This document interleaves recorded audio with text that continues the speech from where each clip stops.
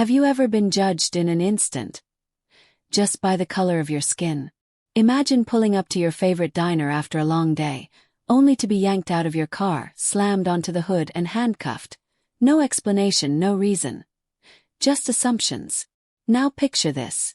Moments later, the officer who arrested you turns pale when he realizes you're his new boss. Not just any boss, you're the head of internal affairs. Sounds like something out of a movie, right? But this story is very real, and it will change the way you see justice, redemption, and kindness.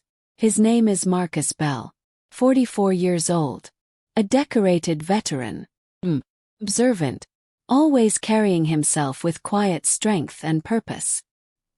He had just returned to his hometown of Ridgewater after 15 years in D.C., accepting a role as the Director of Internal Affairs for the state's entire police division. To most, he looked like any other black man in a crisp navy suit behind the wheel of a black Lincoln, just another commuter on a sleepy Friday evening. But that Friday, that would change everything. Because Marcus wasn't just driving into town. He was driving straight into a storm he didn't know was waiting for him. It began on Main Street, just past 7:15 p.m. The sun hung low. Jazz played softly from Marcus's speakers. He was humming along when, whoop whoop, the sound of sirens behind him. He glanced in the mirror. Cruiser. Lights flashing. No reason. Marcus blinked, glowed, pulled to the curb. The officer, Deputy Brett Carson, mid-30s, square jaw, buzz cut, stormed out of his vehicle like he was at war. Step out of the car. Now. Marcus rolled down his window slowly. Evening, officer. Is something. I said out. Hands where I can see them. Tone. The aggression. Marcus knew that voice. Not from Carson, but from countless others like him. He complied. Slowly. Respectfully. Keep those hands visible, Carson barked. Marcus stepped out, calm but alert. Officer, I believe there's been some mistake. Carson grabbed Marcus by the arm and shoved him against the car. You got ID. In my wallet, inside my jacket. Don't move. Seconds later, Carson snatched the wallet and flipped it open. Saw the ID. Froze. His eyes scanned the words. State of Ridgewater. Office of Internal Affairs. Director, Marcus Bell. Silence. Then a whisper. You've got to be kidding me. Marcus turned slowly, calm as ever. I'd like to finish my dinner. But first I think we need to talk. At your precinct. The air turned electric. By the time Marcus walked into the Ridgewater station that evening, word had already spread. Some officers stood still. Others looked away. Carson.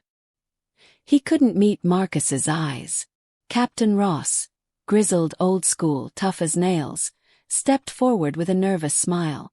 Director Bell, we weren't expecting you this early. No one expects accountability, Marcus replied softly. But that's why I'm here. And just like that, the real story began. The next few days turned the Ridgewater Police Department upside down. Marcus didn't come to punish. He came to listen, observe, and transform. He sat down with community members, especially those hurt by the department. He rode with officers on patrol. He visited the church where his father once preached and held a town hall in the gymnasium where he'd played basketball as a kid. And through it all, something started happening. He showed kindness where others showed cruelty. He asked questions instead of casting blame. He gave Carson a second chance, putting him through empathy training, not suspension. Redemption, Marcus told him, is a choice you make every day. One night, Marcus walked by the edge of the park where kids were playing basketball. A young boy, maybe 10, ran up to him. You're the guy who made the police stop hurting people, the boy said. Marcus knelt.